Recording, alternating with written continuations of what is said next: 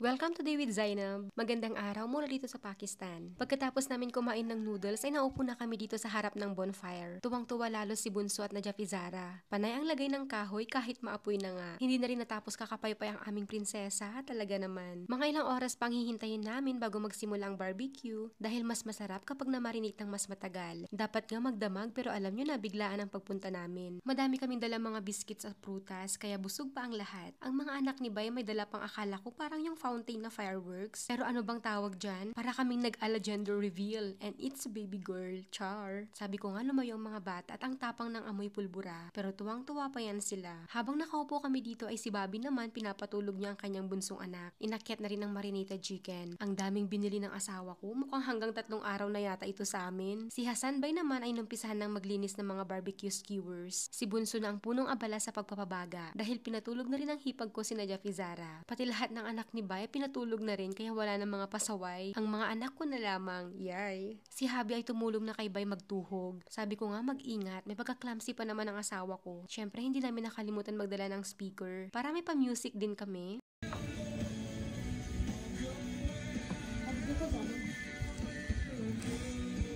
Mga seryoso ang mga asawa namin. Talagang kinakarir nila. Kami ni Bobby ay nanonood lamang sa kanila.